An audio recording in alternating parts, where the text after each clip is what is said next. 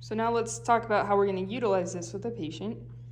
I have my catheter connected into this tubing here, and then I have my tubing connected to my unit. I do have both of my unused ports currently covered up, and the main tubing to my unit is on as well. It's going to be really loud, so you kind of just got to put up with it when we turn it on. The way that the decanto works, though, is it's just going to run and pull suction continuously. So in order for us to suction as EMTs, we're going to kink this tubing so that we can stop the suction and utilize it when we're ready.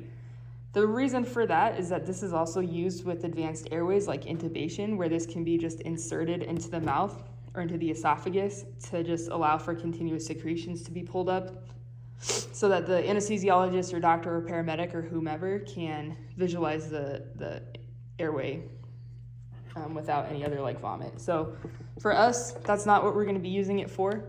We're only going to be using it for the mouth and the back of the throat. So I'm going to turn our unit on.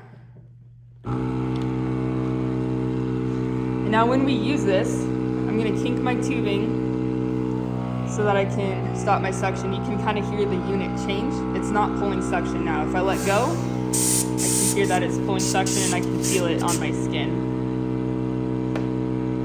So I'm going to kink my suction. I'm going to insert the suction into the airway, and I'm going to go back to the back of the mouth. And then when I suction, I'm going to kind of go back and forth, sweeping as I pull out and pull out any secretions. So I'm going to suction back and forth as I go.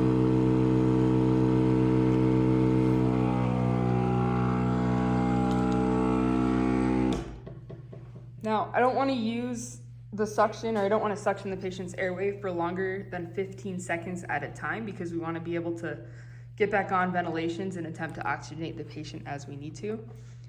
We also don't want to like blind insert this or insert the catheter any farther than we can see. And the reason for that is if there's any big chunks of vomit or other debris in the airway, we don't want to push them down into the trachea where we can cause an obstruction in the airway. As EMTs, we don't have any way to mitigate that obstruction, so we don't want to cause an issue that we can't resolve.